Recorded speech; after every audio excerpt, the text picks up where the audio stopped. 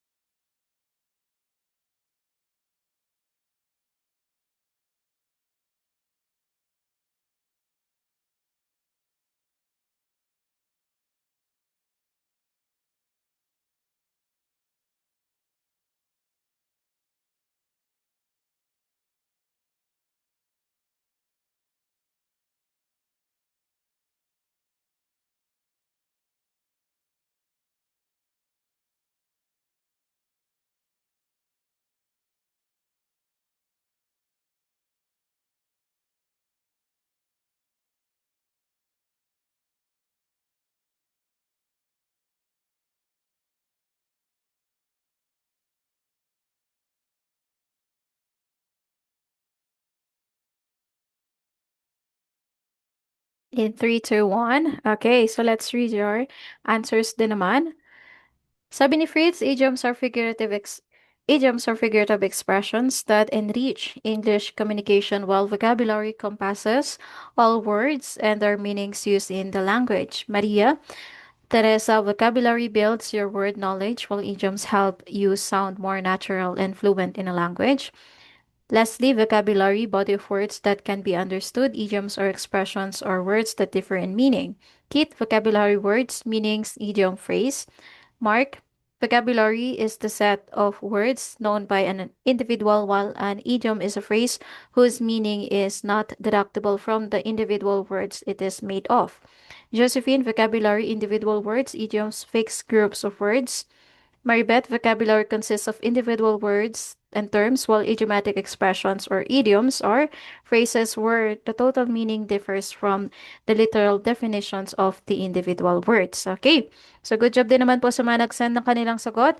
Well, basically, kapag sinasabi po natin na vocabulary, ito yung kadalasan natin ginagamit to communicate with other people. Ito, kapag sinabing vocabulary, ito yung araw-araw natin na ginagamit para makipag-usap sa mga tao. While yung idioms din naman, ito yung group of words or group of words na ginagamit natin na may ibang meaning. Right? So, pag sinabi natin vocabulary, context-based vocabulary, ang context-based vocabulary, ibig sabihin, nagbabago yung words na ginagamit natin depende sa context ng ating pag-uusap. Like for example, in formal setting, kailan natin ginagamit yung mga formal words or kailan nangyayari yung mga formalities. Unang-una during program or hindi naman kaya sa loob ng work. 'Di ba? For example, commence, it means to start. Facilitate, it means to help. Submit, it means to give. Terminate, it means to end. Acquire, it means to get. So kapag nasa program, nasa loob ng work tayo, ang mga ginagamit natin commonly is mga formal words, 'di ba? Now, meron din naman po tayong ginagamit na mga words when it comes to business setting. For example, leverage, it means to use something to maximum advantage. Synergy, it means when two entities work well together. Stakeholder, kadalasan natin na ririnig si stakeholder during sa movie or kapag naman tayo is may kakilalang mga businessman or business owner. Pag sinabi nating stakeholder, ito yung mga kasama ng CEO na nagmamanage ng isang company. Someone with an interest in a business or project. Revenue, ito yung kita ng isang business. Scalability, ito naman yung solusyon, the ability to grow or expand. The ability of a business to grow or to expand.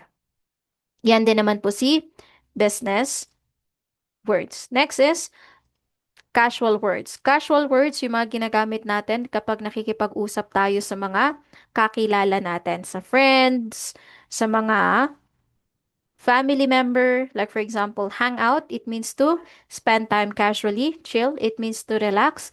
Catch up, it means to get updated with someone's life. Drop by, it means to visit casually. Grab a bite, it means to eat something. So again, pag sinabi natin na casual words, ito yung mga ginagamit natin kapag nakikipag-usap tayo sa mga friends natin. So, pwede po ba natin gamitin yung mga casual words natin kapag tayo is nakikipag-usap sa boss? Yes or no?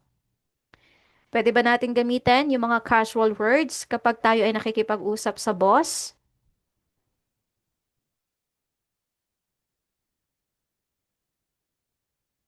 So, no, hindi ba? No. Pwede po ba natin gamitin yung mga formal words sa atin din naman pong mga kakilala?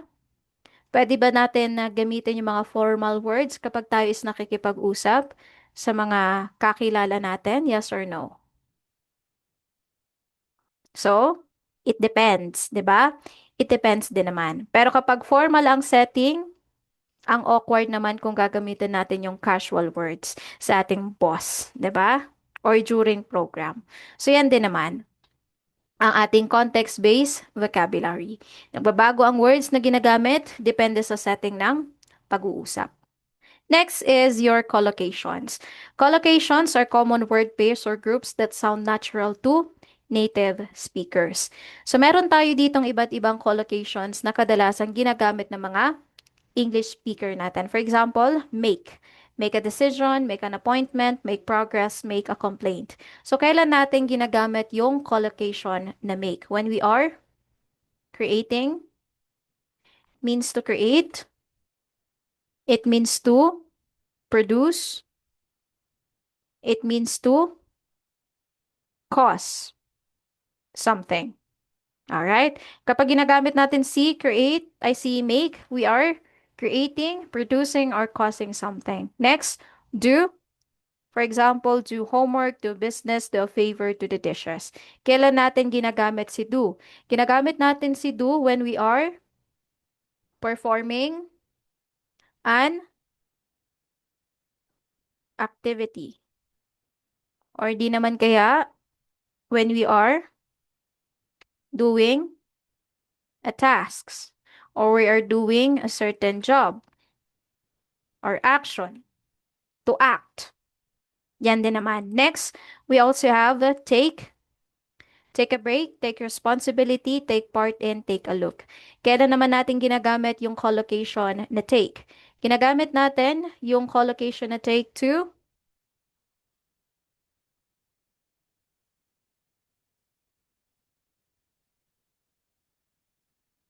accept, to assume, to participate. Ayan. Next, we have get. For example, get a chance, get a job done, get in touch, get along with. Kailan naman natin ginagamit yung collocation na get? Ginagamit natin si collocation na get to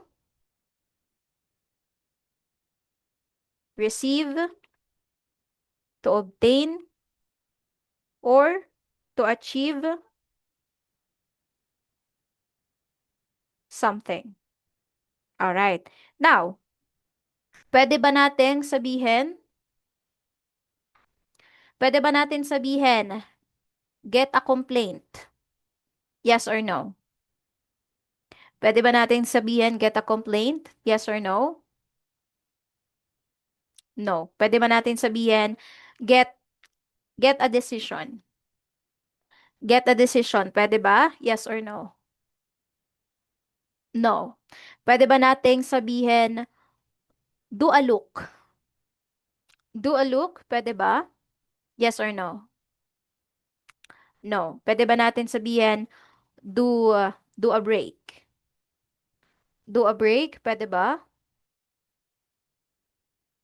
Yes or no? Okay? So, no. Pwede ba natin sabihin, do responsibility? Do responsibility?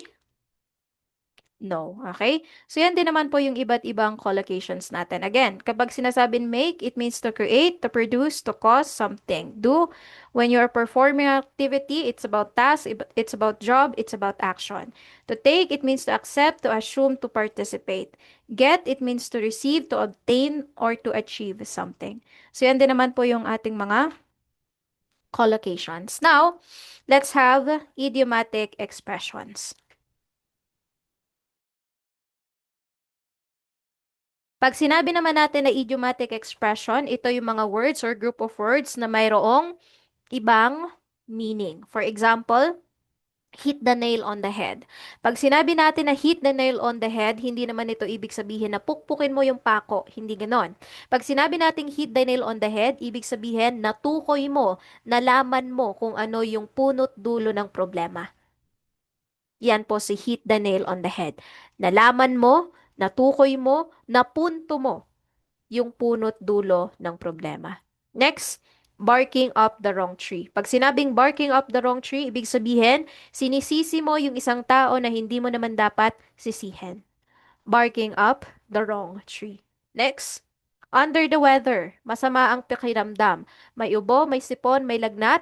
Under the weather. Next, burning the midnight oil. Ibig sabihin, pag pupuyat.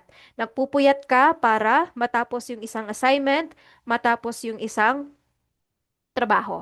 Burning the midnight oil, pag pupuyat. Next, break the ice or icebreaker. Pag sinabi natin na break the ice or icebreaker, ito yung kadalasan maririnig sa loob ng classroom or hindi naman kaya sa program. Pag sinabi ni teacher na icebreaker, ang gagawin ng mga estudyante, sasayaw, kakanta, magkakaroon ng mga simple activities para hindi sila mabore, para hindi sila antukin sa loob ng classroom. Yan yung icebreaker. Ganon din naman po during program. Nagpapakanta, nagpapasayaw, nagpapatawa. Yan yung mga ginagawa ng MC para hindi mabore yung mga nanonood. 'Di ba? So yan din naman po yung ice breaker natin. Next is phrasal verbs. Kapag pinag-combine natin yung ating verbs with preposition, kapag pinag-combine natin si verb with preposition, nakakagawa po tayo ng panibagong word na tinatawag po natin na phrasal verbs. For example, we have give up. Give ang ating verb, up ang ating preposition. Pag pinag-combine natin, we create a new word which is give up. It means to quit or to stop doing something. Next, run into. Run ang ating verb, into ang ating preposition. Pag pinag-combine, run into. It means to meet unexpectedly. Next, look forward to. Look ang ating verb. Preposition natin is forward to. Pag pinag-combine, look forward to. It means to eagerly anticipate something. Next, set up. Set ang ating verb. Up ang ating preposition. Pag pinag-combine, set up, it means to establish or arrange something. Next, turn up. Turn ang ating verb. Up ang ating preposition. Pag pinag-combine, turn up. It means to appear or to arrive. So, yan din naman ang atin pong mga phrasal verbs. Again, pag pinag-combine natin si verb with your preposition, nagkakaroon tayo ng panibagong word na tinatawag natin na phrasal verbs. Now, let's proceed with your jargons. Pero bago yan, pag sinasabi po natin na jargons, ano po ang nalalaman po ninyo patungkol kay jargons? Sige nga, 1 to 2 minutes to type your answers. Pag sinasabi po natin na jargons, ano po ang nalalaman po ninyo patungkol kay jargons? 1 to 2 minutes. Go po.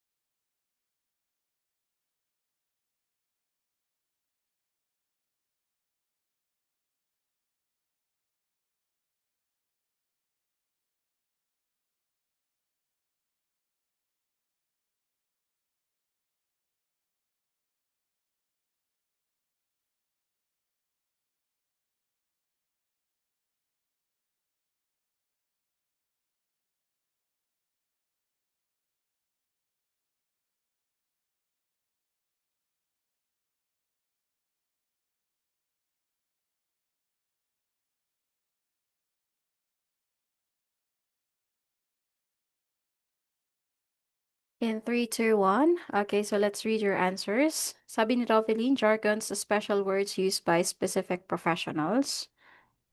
Sabi din naman ni Maribeth, special words or expressions that are used by particular profession or group and are difficult for others to understand. Mark, words used in a specific particular profession. Madeline, jargons refers to special word or expressions used by particular profession. Teresa, use special words or expressions used by particular profession, group, or field that may be difficult for outsiders to understand. Fritz, jargon refers to specialized words or vocabulary used by particular group, profession, or field of study. Okay, so good job din naman sa mga nagsan ng kanilang sagot.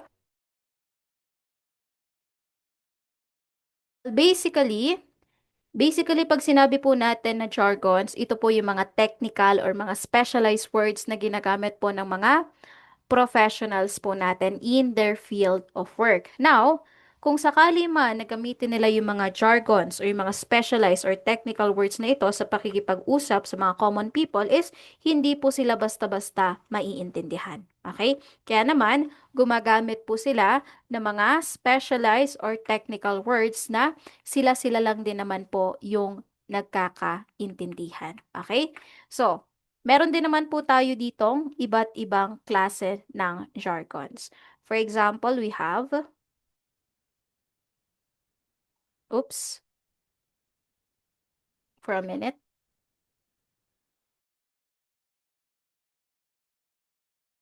All right, so we have here academic jargon.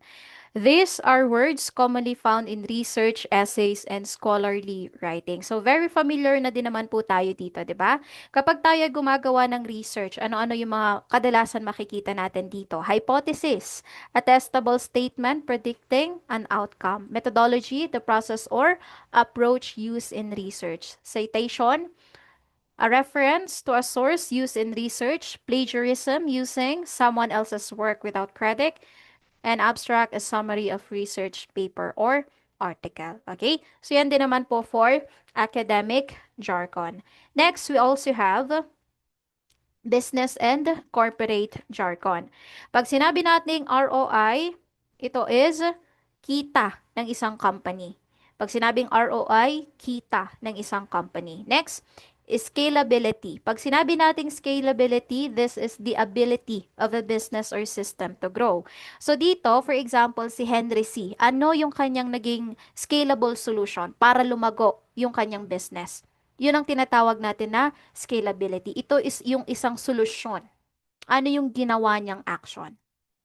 Ganon. Next is benchmarking. Sa benchmarking natin, sino po ang pinakasikat na fast food chain sa Pilipinas? Sige nga. Sino po ang pinakasikat na fast food chain sa Pilipinas?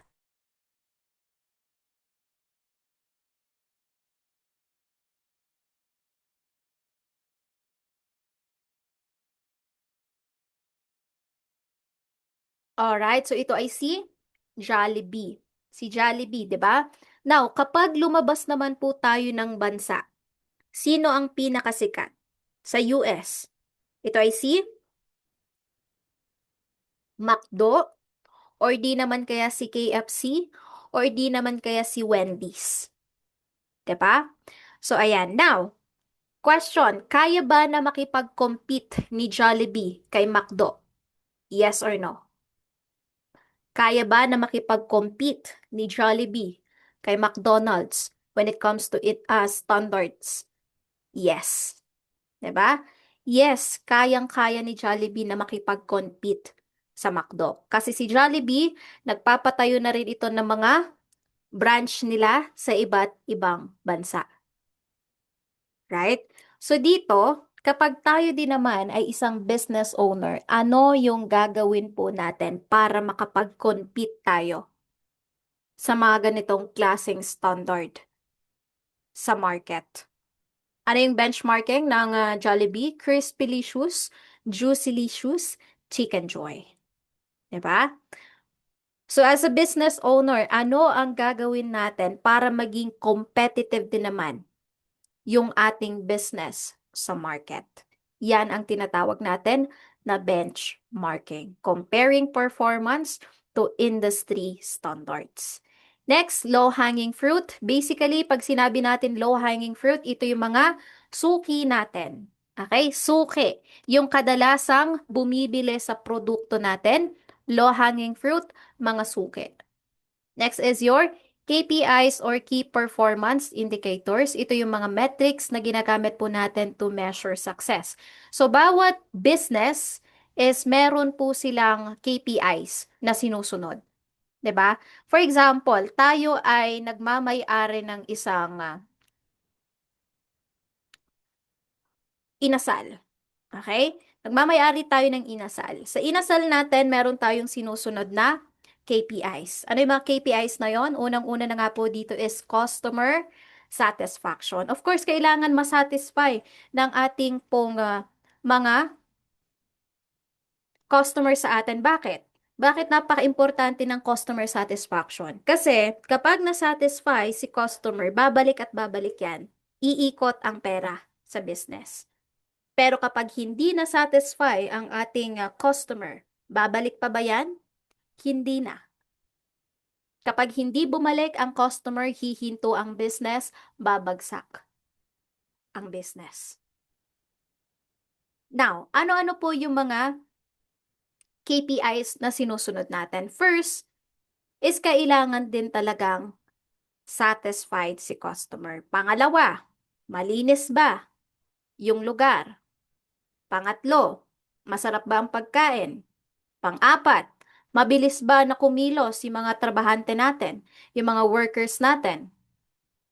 Kasi dito, kahit pa masarap yung pagkain natin kung mabagal yung kilos ng mga worker natin, possible pa rin na bumagsak yung business.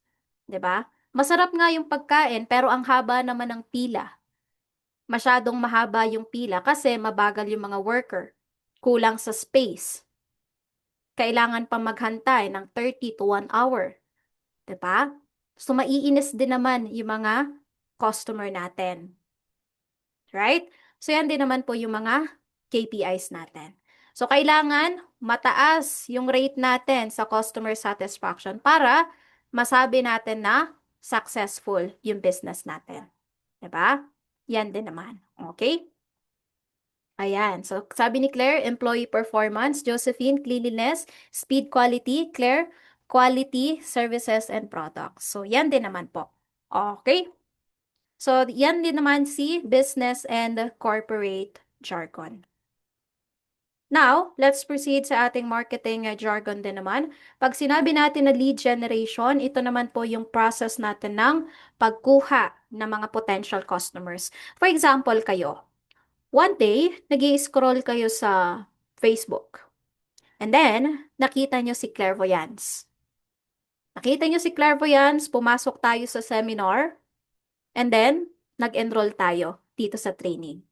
Kayo na mga estudyante namin ang tinatawag namin ng mga leads. Kayo na pumasok sa aming seminar, kayo yung tinatawag namin ng mga leads. Okay? Kaya po ito tinatawag na lead generation. Now, as a business owner, ano din naman po yung gagawin natin para maka-attract ng mga customers? Marami. Nagpo-post sa social media or di naman kaya traditional. 'Di ba? Namimigay ng mga flyers, may mga ganon. So yan po yung tinatawag na lead generation. Ano yung gagawin mo para makakuha ka ng customer? Next is conversion rates. Conversion rates, this is the percentage of visitors who take action. Sino yung bumibili ng produkto? For example, tayo ay isang bookkeeper. Okay? For example, tayo ay isang, sabihin natin, bookkeeper. Bookkeeper, nag-send tayo ng 50 proposals. Sa 50 proposals na ito, 10. Sabihin na lang natin 10 yung nag-sign.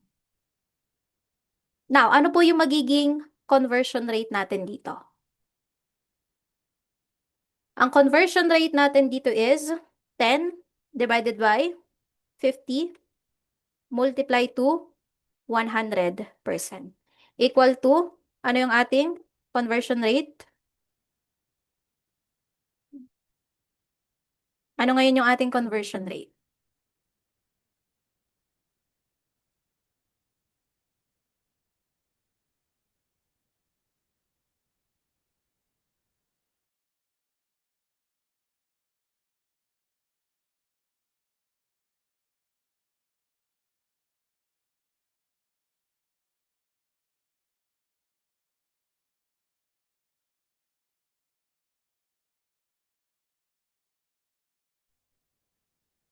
Alright, so we have 20.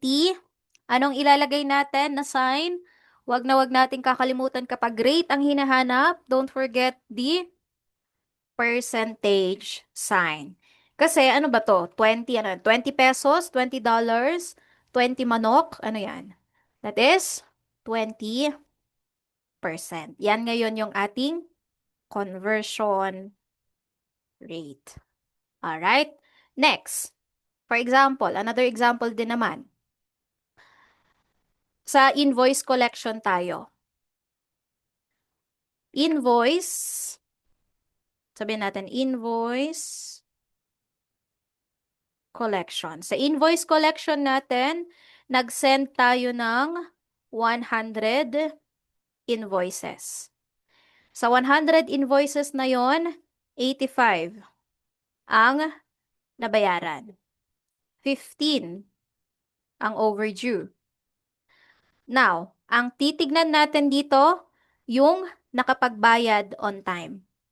85 divided by 100 multiply to 100%. Ano ang ating conversion rate?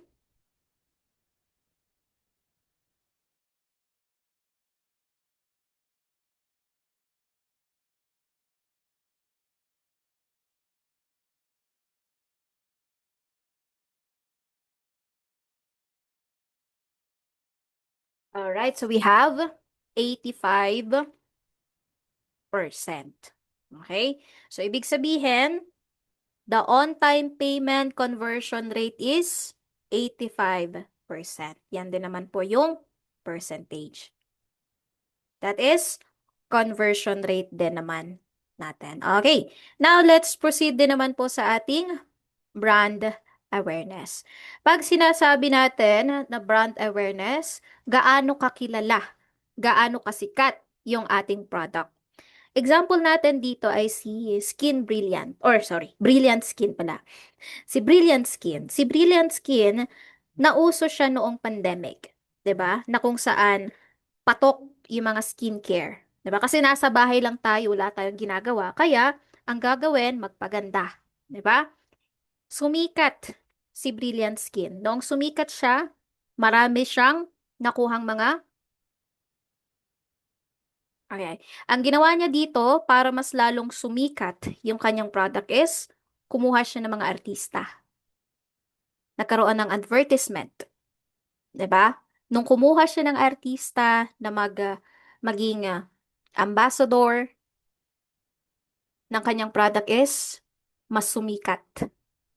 Napa-billboard, 'di ba?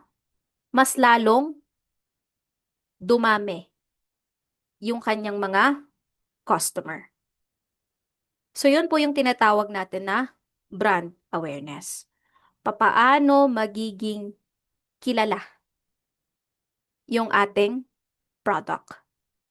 Ayan. So, endorser, kumuha ng ambassadors, ganon. Ganon din naman po yung CEO ng Kangkong Chips. 'Di ba?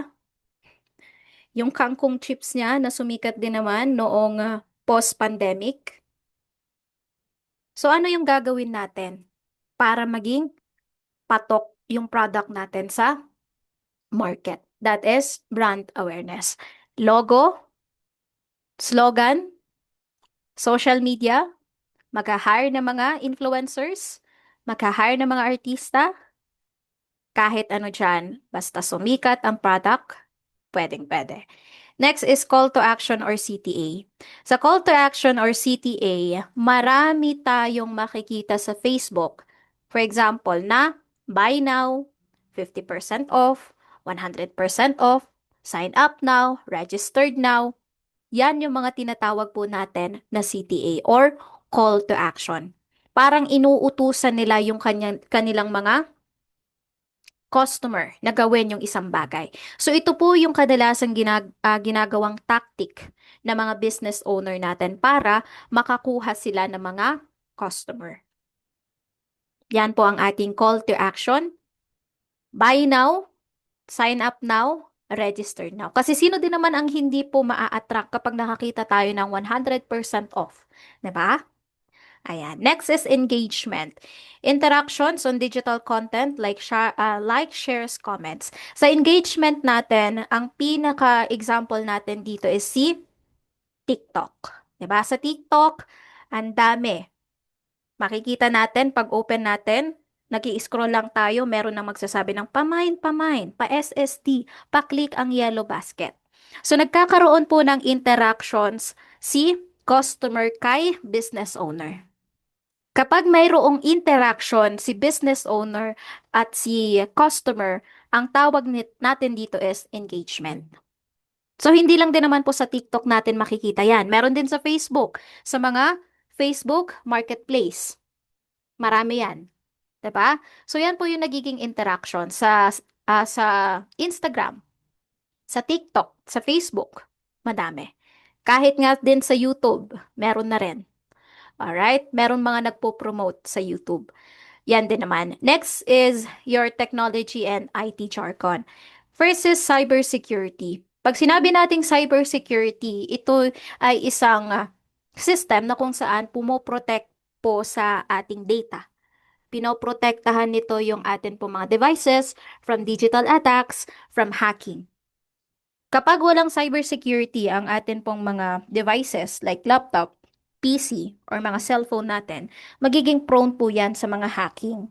Magiging prone yan sa mga virus or data breaches. Pwede nilang ma-hack, pwede nilang makita yung mga ginagawa natin sa mga devices, pwede po nilang ma-hack yung atin po mga accounts or yung ating mga transactions. Kaya naman, napaka-importante na mayroong cybersecurity ang ating mga devices. Next is data mining or analyzing large data sets for patterns. Pag sinabi natin data mining, for example, tumawag sa inyo yung client. Tapos sabi niya, gusto ko malaman kung ano yung pinakasikat na snack dito sa Amerika.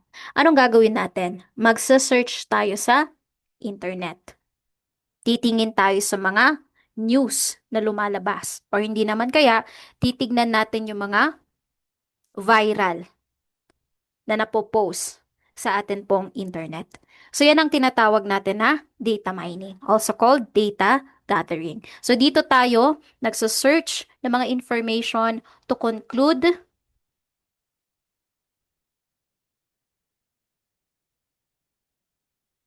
patterns. So, yan din naman po for analyzing large data sets for patterns. That is, data mining, babalik na rin, mining data. Paghahanap ng mga information to conclude an answer. Next is user experience or UX. Pinaka example natin dito is si ChatGPT or Gemini AI or yung mga AIs po natin. Kadalasan, ito yung mga ginagamit natin to entertain, for entertainment. Okay? Pag sinabi natin user experience, paano ginagamit ng mga customer natin yung product, yung website. Okay, next is yung machine learning natin. Machine learning, AI that improves based on data. Example ng machine learning natin is kapag tayo ay madalas nanonood sa Netflix ng mga American movies. Kapag madalas tayo nanonood ng mga American movies sa Netflix, kung makikita natin sa pinakababa, meron tayong dyan mga recommendations. Yung mga recommendations na ito, dyan po gumagana si machine learning. Kasi kung ano yung madalas natin na pinapanood, yun at yun ang lalabas sa recommendations.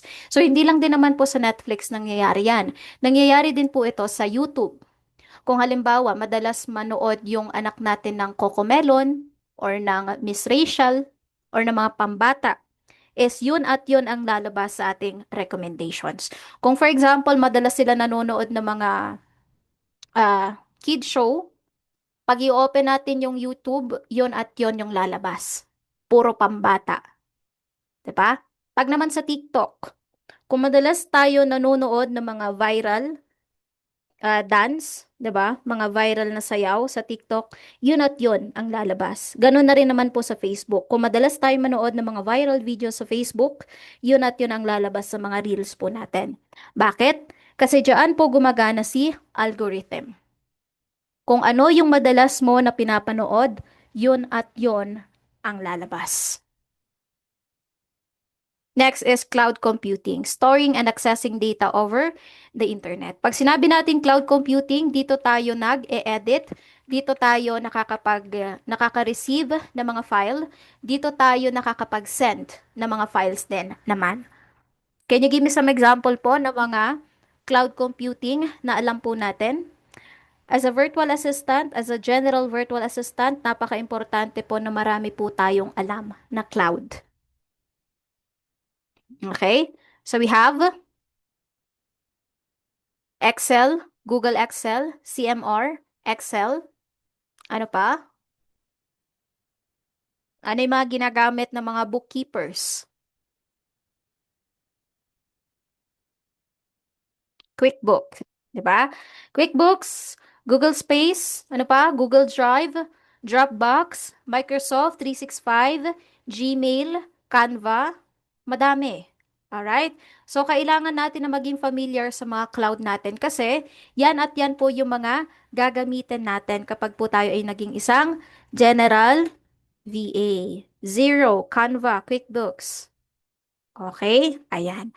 Next, let's proceed to healthcare and medical jargon. First is diagnosis, identifying a disease or condition. Kapag tayo pumunta sa hospital, nagpa-check up, tapos sinabi sa atin kung ano yung sakit natin, that is diagnosis. Prognosis, the expected outcome of a disease. For example, the prognosis for early stage cancer is positive. Next, chronic versus acute. Pag sinabi natin chronic, ito yung mga sakit na pangmatagalan. Mahirap gamutin. Ano yung mga example nun? For example, diabetes, cancer, asthma. Ito yung mga sakit na matagal gamutin. Pangmatagalang gamutan yan. Pag naman sinabing acute, ito yung mga short-term conditions. Ubo, sipon, lagnat.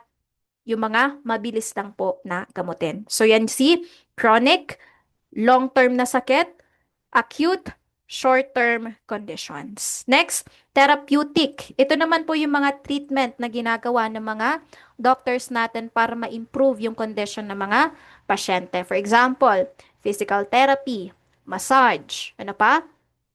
Yung simpleng paglabas nila sa mga pasyente para maarawan, para magka-exercise. O hindi naman yung pagbibigay ng mga herbal tea. Therapeutic po yon. Next is clinical trials. Ito din naman po yung pag-test ng mga doctors natin sa mga gamot natin bago ito mai-release sa public. For example, nung nagkaroon tayo ng COVID-19, hindi nila basta-basta ni-release yung mga vaccine, di ba? Nagkaroon muna sila dito ng clinical trials. Chinek nila kung pwede ba to sa baby, pwede ba to sa matanda, pwede ba to sa bata. And after nila na ma-confirm na pwede is doon na lang nila ini-release sa public. So yan din naman po si healthcare and medical jargon. Next is legal and financial jargon. Pag sinabi natin na liability, this is your legal responsibility. For example, kung tayo ay nagmamay-ari ng isang business, like for example, nagmamay-ari tayo ng isang branch ng Jollibee. Sa Jollibee, mayroong nangyaring aksidente. For example, nasabugan ng gas yung worker natin. Si worker natin na naaksidente, meron tayong liability sa kanya. Ano yung mga pwede natin gawin? Pwede natin siyang ipa-ospital, bayaran yung kanyang hospital bills, at bigyan siya ng sustento hanggang sa makabalik siya sa trabaho. Yan yung ating legal responsibility sa ating worker. Yan yung legal responsibility mo as a business owner. Yan yung tinatawag natin na liability. Pero kapag nangyari yung aksidente sa labas ng office natin, sa labas ng working place or workplace, hindi ito i-consider na liability. Wala tayong liability sa ating worker kapag nangyari yung aksidente sa labas ng workplace niya. Pero kapag nangyari yung aksidente sa loob, meron tayong liability sa kanya.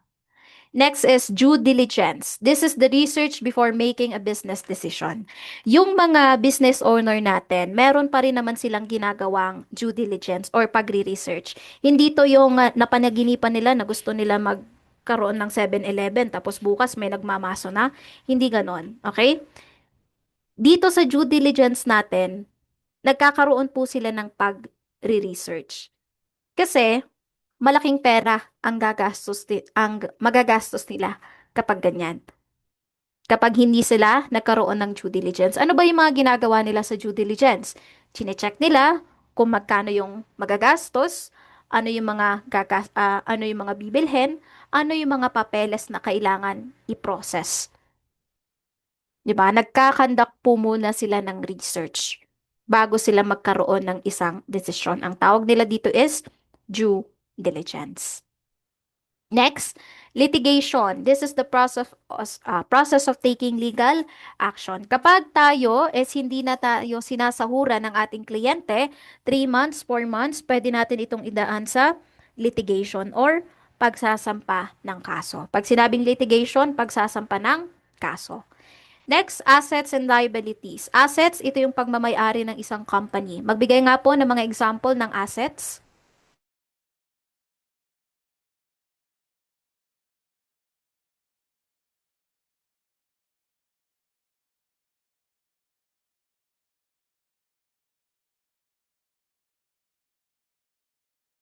All right, so we have here building, lands, equipments, cash, equipment, furniture, equipment, cars. Ano pa? Equipments. Ayan. Kasama ba sa asset yung mga tao? Yes or no? Yes, 'di ba? Kasama siya sa asset. So, yan din naman po ang asset. Pag sinabing assets, pagmamayari ng isang company. Next, liabilities. Ito naman yung utang ng isang company sa bangko. Ito yung mga kailangan nilang bayaran. Pag sinabing liabilities, utang ng isang company. Next, bankruptcy. A legal process for companies or individuals unable to pay debts. Kapag ang isang tao, isang company, as hindi na nakakapagbayad ng utang sa bangko, nagde-declare na yung bangko niya ng bankrupt. At ang tawag natin dito is bankruptcy. Next, interest rate. Sino na po sa inyo ang naranasan na umutang sa bangko or umutang sa kakilala? Pag sinabi nating interest rate, this is the percentage charge on borrowed money. For example, umutang tayo ng 1M sa bangko. Okay? And then, yung utang na natin yon, pinatawan nila ng 15% interest. Okay? So, ang ibabalik na nga natin na bayad sa kanila is 1M plus yung 15% interest din naman. So, yan ang ibig sabihin ng interest rate.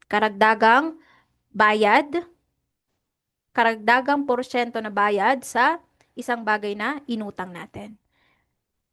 So, that is legal and financial jargon. Next, real estate jargon. Pag sinabi nating real estate jargon, for example, appraisal. Pag sinabi nating appraisal, evaluation of a property's value. So for example, ang appraisal, tayo ay pumunta sa Palawan para magpa-appraise. Ano yung ginawa? Chinek kung gold ba, totoong gold ba yung ating alahas, magkano yung value niya? Nasa 15 or 18,000. 'Di ba? Kapag pure gold, 20, mas mataas, 'di ba? So yun po ang tinatawag natin na appraisal. Ito yung pag-evaluate nila kung magkano yung halaga ng isang bagay. So hindi lang din naman po alahas ang pinapa-appraise, meron din cars, meron mga lupa, bahay, or di naman po kayo mga antigo na gamit. So yan si appraisal. Next is equity, the value of an owned property after debts. For example, umutang tayo ng 3 milyon para makapagpatayo ng bahay. Sa 3 milyon na yon, 2 milyon na yung nababayaran natin. Ito na yung tinatawag natin ngayon na equity. Okay? Ito na ngayon yung tinatawag natin na equity. Ito yung pagmamayari natin sa isang bagay na inutang natin. That is equity. Next, foreclosure. Foreclosure, the legal process of a lender taking a property due to non-payment. Kung tayo, minsan, is kung ang isang tao is hindi na siya nakakapagbayad ng apartment niya, pupunta na ngayon si lender, pabawiin yung apartment kasi hindi na nakakapagbayad eh. Yan ang tawag natin is foreclosure. Lease agreement, ito naman yung kontrata between a landlord and a tenant. For example, tayo ay nagbo-boarding, si landlord may ibibigay na kontrata. Ano yung nakalagay sa kontrata? Ano yung mga babayaran? Magkano yung babayaran? Ano yung mga dapat at hindi dapat gawin? Doon din naman sa boarding na iyon. Yun ang tinatawag natin na lease agreement. Next is your zoning laws. Regulations on how land can be used. Pag sinabi naman natin na zoning laws, ito naman po yung mga batas ng government kung paano pwedeng gamitin yung isang lupa o yung isang lugar. For example, meron tayong iba't ibang lugar. For example, sa residential area, ano yung mga kadalasan nandito? Mga bahay. Or di kaya mga subdivision. Nandiyan yan. Next is commercial. Ano yung mga nasa commercial? Mga tindahan, mga mall, mga opisina, mga negosyo. Diba? Sabihin na lang natin, mall. Next, industrial. Kapag industrial, dito natin makikita yung mga factories, mga bodega, 'di ba? Sabihin na lang natin pabrika. And agricultural.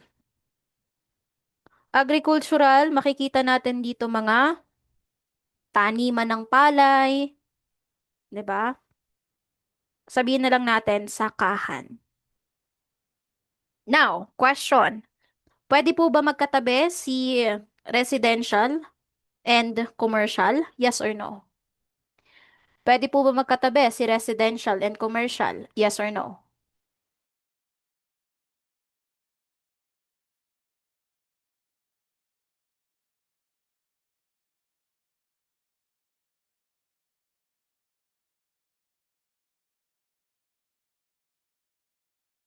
Alright, so it's yes, 'di ba? Pwede. Kadalasan natin 'itong makikita sa city.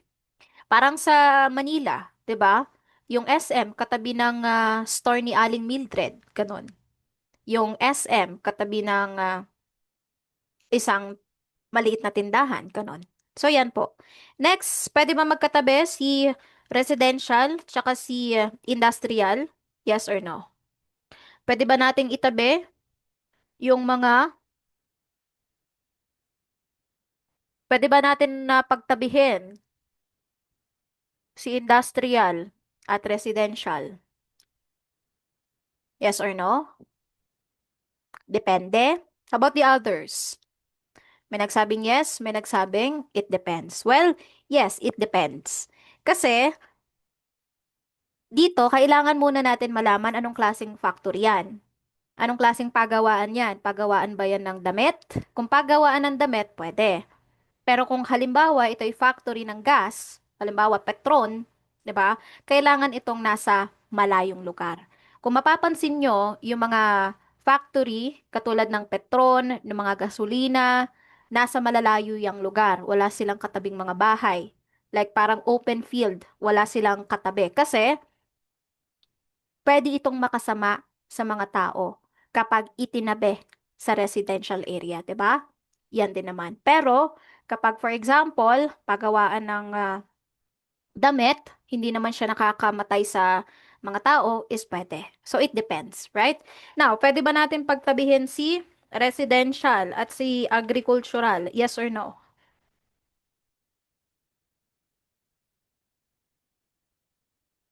Alright, so yes. Kadalasan, makikita natin ito sa province, 'di ba? Na kung saan yung isang subdivision, napapalibutan siya ng palay, mga sakahan, ganon. So yan, sorry. Yan din naman po ang ating zoning laws. Pag sinabing zoning laws, ito yung mga batas ng pamahalaan, ng government na nagsasabi kung paano gagamitin yung isang lugar. Next is vacancy rate. Pag sinabi naman po natin na vacancy rate, ito naman yung percentage ng mga available unit. Ito yung mga percentage ng mga walang umuupa or walang nakatira sa isang building, sa isang lugar. For example, meron po tayong, sabihin natin, meron po tayong apartment building. Sa apartment natin, meron 18 units na vacant. At 2 units vacant. Now, ano ang kanilang vacancy rate? Ano yung kanyang vacancy rate? Anong solution natin dito? 2 divided by 20 multiply to 100% is equal to vacancy rate. Anong vacancy rate natin dito?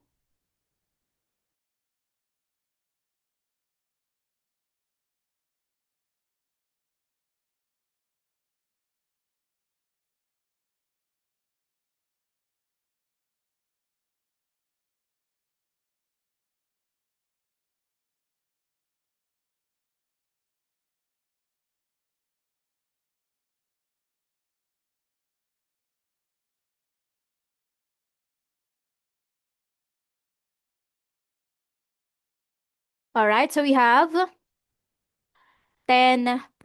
Okay? 10%. So, ibig sabihin, 10% ang vacancy rate. 10% yung walang umuukupa, walang nakatira doon sa apartment.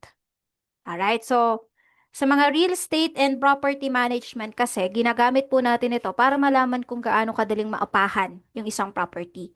Kapag mababa yung vacancy rate, maraming umuupa, mataas yung demand. Kapag mataas yung vacancy rate, maraming bakanteng unit, possible na mataas yung renta. 'Di ba? Kaya mahina yung demand or may problema sa property. Ganon siya. Okay. So, yan din naman po for your jargons for today. Now, let's proceed naman po sa atin din naman practice. So, gaya ng sinabi ko sa inyo kanina, magkakaroon po tayo dito ng mga practices din naman. For your first practice, who am I? Parts of speech, riddle game. Dito is tutukuyin lang po natin kung anong parts of speech ang tinutukoy ng bawat riddle. For example, I name a person, place, thing, or idea. You see me in every sentence. Anong klaseng parts of speech ito? I'll be giving you 2 to 3 minutes to type your answers and your timer starts now. Go po!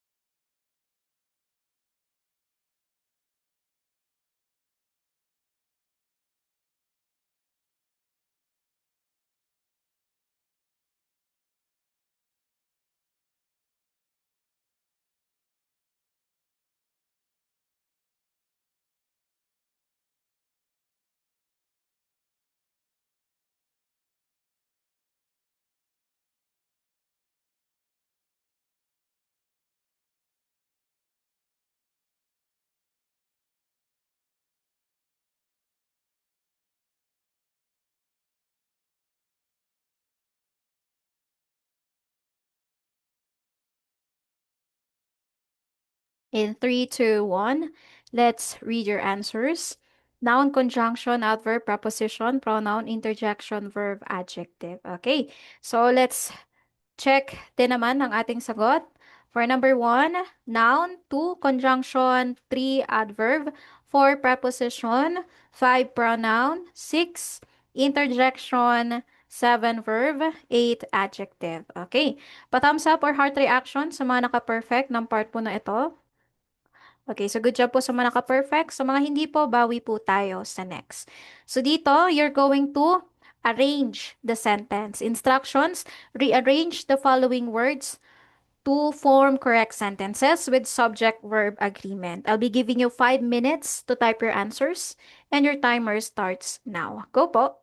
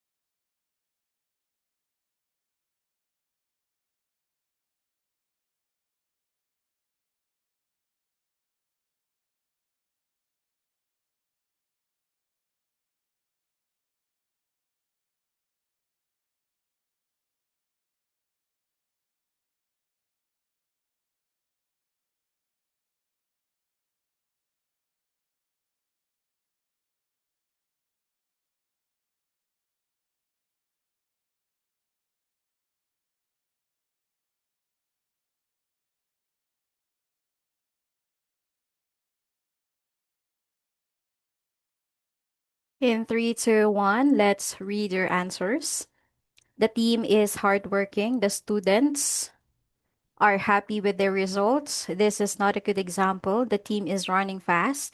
She has two pet dogs. The team is working hard. The students are happy with their results. This is not a good example. The running team is fast. She has two pet dogs. Okay, so let's check your answer din naman. For number one, the team is working hard. Two, the students are happy with their results. Three, this is not a good example. Four, the team is running fast.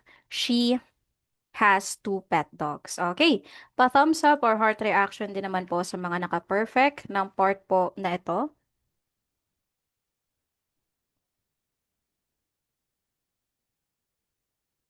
Okay, good job din naman po sa mga naka-perfect. Next activity. Again, rearrange the following words to form correct sentences with subject-verb agreement. I'll be giving you 3 to 4 minutes to type your answers. Go po!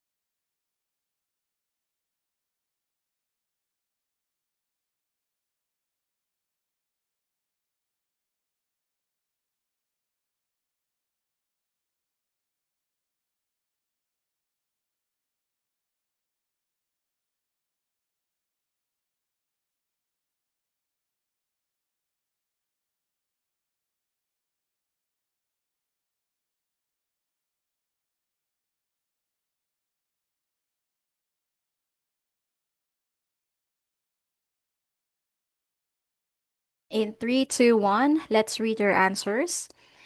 John plays the piano beautifully. Everyone listen to me. The girl is playing with the ball. The girls are reading the books. The dog is playing outside. John plays the piano beautifully. Everyone listen to me. The girl is playing with the ball. The girls are reading the books. The dog is playing outside. Okay, so sa number two natin, ilan yung everyone? Everyone, dalawa, 'di ba? Okay, so wala po tayong tatanggalin dyan. Ang gagawin lang natin is aayusin. Pero, walang tatanggalin na word. Ang tamang sagot po natin dito is John plays the piano beautifully. Everyone, listen to me. The girl is playing with the ball. The girls are reading the books. The dog is playing outside. Okay. So, pa-thumbs up or heart reaction naman po sa mga naka-perfect ng part po na ito. Okay, so good job din naman po sa mga naka-perfect. Sa mga hindi po, bawi po tayo sa next. So dito po sa ating sentence build, ang gagawin po natin dito is, kukompletuhin lang po natin, bubuuin natin itong puzzle para makabuo tayo ng isang sentence. I'll be giving you 1 to 2 minutes to type your answers and your 2 minutes starts now. Go po!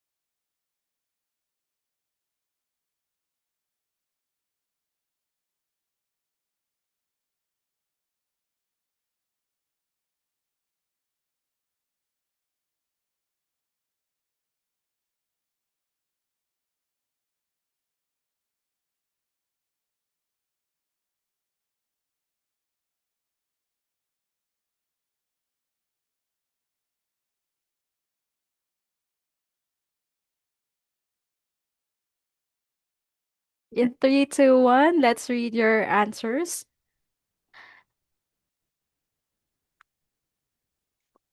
Grandma bakes delicious cookies every morning. Every morning, Grandma bakes delicious cookies. Ang tamang sagot dito is Grandma bakes delicious cookies every morning. So, trainer, pwede po ba every morning Grandma bakes delicious cookies? Well, actually, pwede naman. Pero, kapag tayo ay gumagawa ng mga paragraphs, ng mga stories, ganito yung ginagawa natin. Pero, kapag ang context natin is simple sentences, ang sinusunod po natin na standard kasi sa mga sentence is yung SVO or sentence, verb, object. Yun yung pagkakasunod-sunod. And dito, grandma, subject, verb, bakes, delicious cookies, object. Okay, ganun po siya. Now, pa-thumbs up or heart reaction kung nakuha po natin yung part po na ito. Okay, so we have 8, 9, 10. Good job po sa mga nakakuha. Sa mga hindi naman po, bawi po tayo sa next. Again, 1 to 2 minutes. Go po.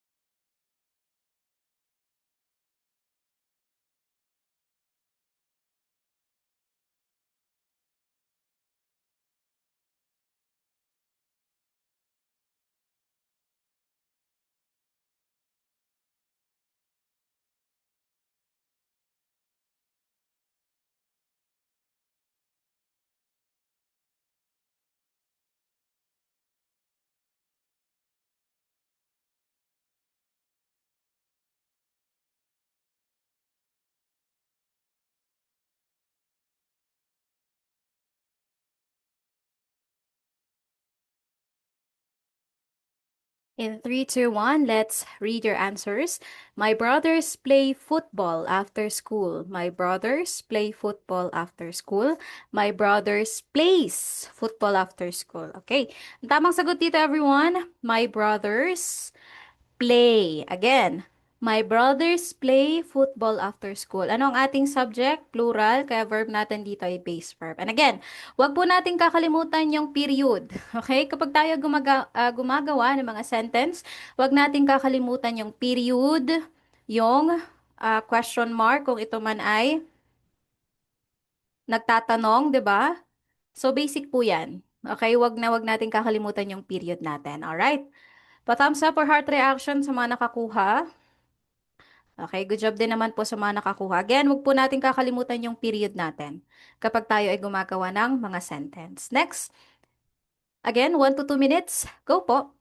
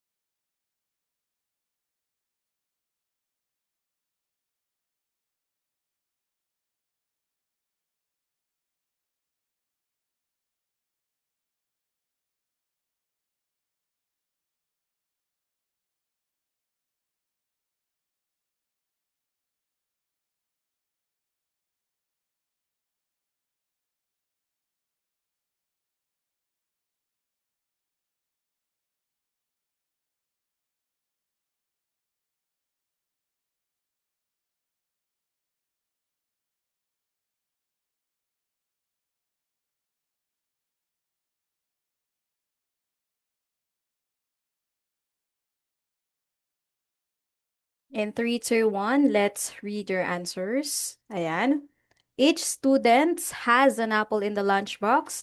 Each student has an apple in the lunchbox. Each student has an apple in the lunchbox.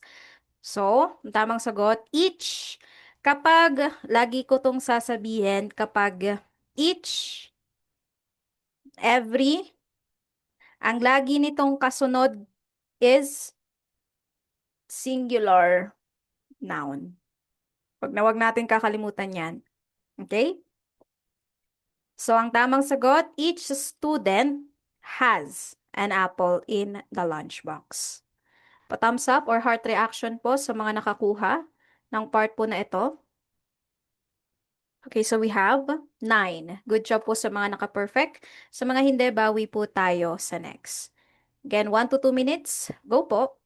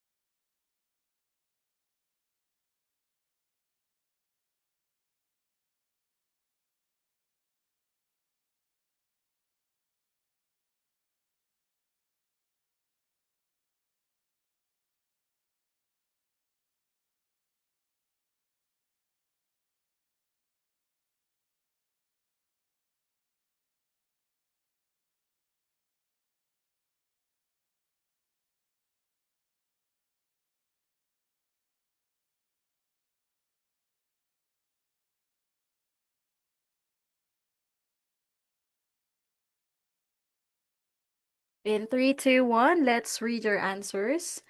Several mice have chewed through the wires. Several mice has chewed through the wires. Ang tamang sagot, kapag several is plural subject. Kaya naman, several mice have chewed through the wires. Okay? Pa-thumbs up or heart reaction po sa mga naka-perfect ng part po na ito. Okay, so we have 10. 11. Good job po sa mga naka-perfect. Sa mga hindi, bawi tayo sa next. Again, 1 to 2 minutes. Go po.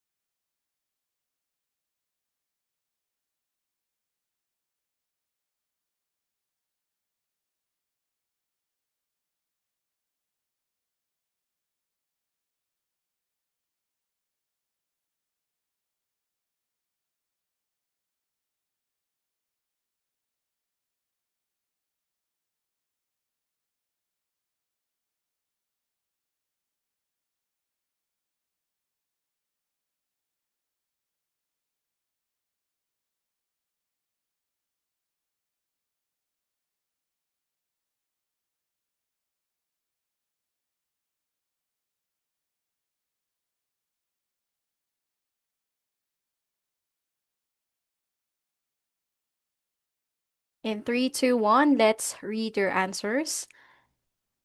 Two-thirds of the students are present. Two-thirds of the students are present. Two-thirds of the students run are present.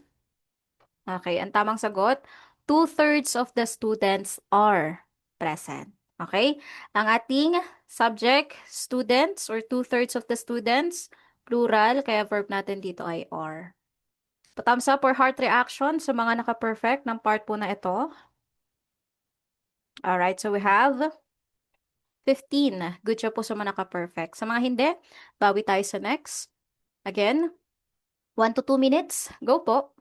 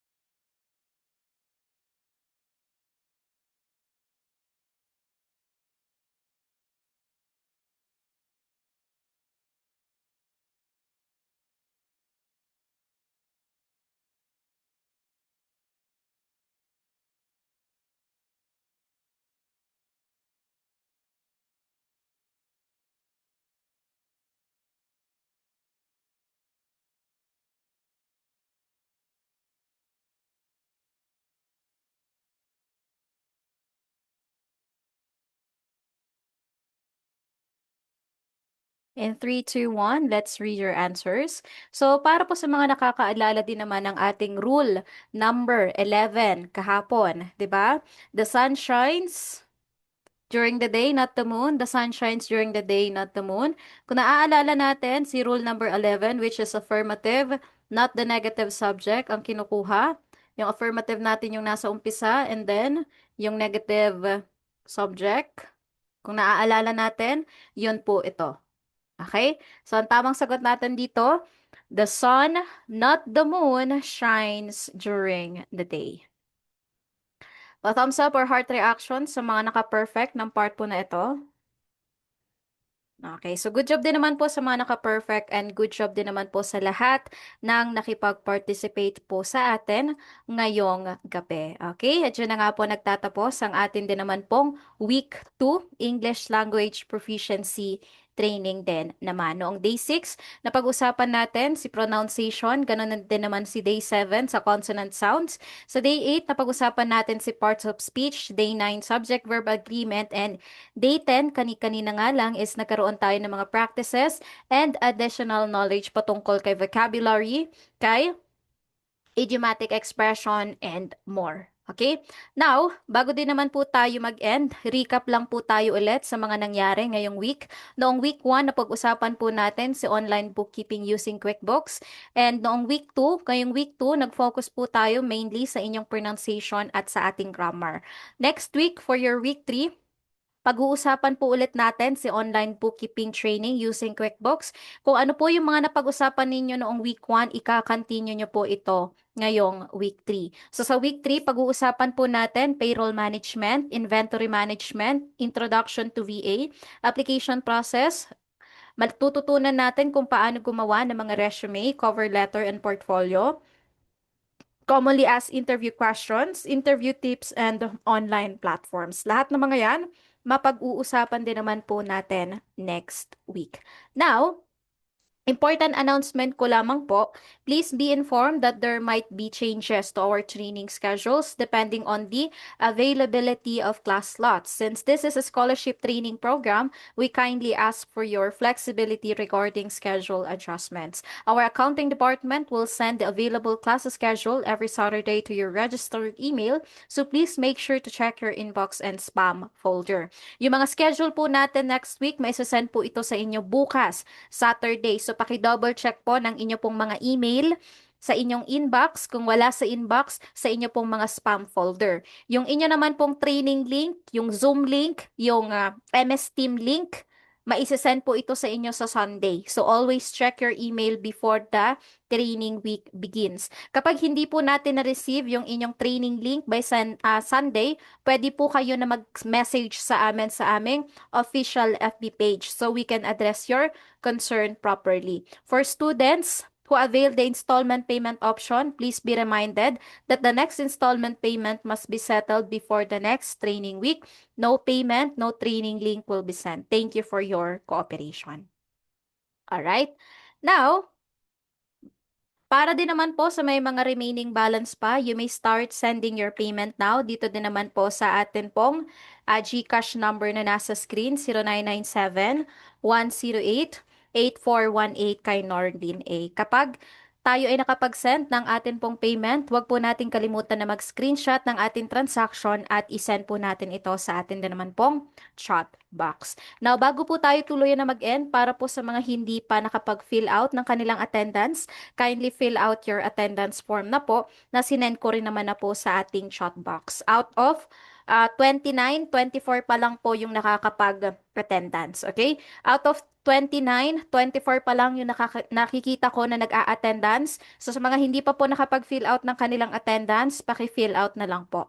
At para po sa mga hindi po nakapag-join ng atin pong klase kahapon, uploaded na po sa ating class recording link si Day 6, 7, 8, 9. Pwede nyo na po itong ma-access, ma-download at mapanood kapag may free time po tayo. Okay? Now, thank you so much everyone for your participation for this week. See you again on Monday next week for the continuation of your QuickBooks training. Now, if you have any concerns, questions, or clarifications, you can message me din naman po sa atin pong MS Team GC. Again, thank you everyone. Have a blessed Friday to all of us. Happy weekends and goodbye everyone. Thank you so much po. Bye-bye.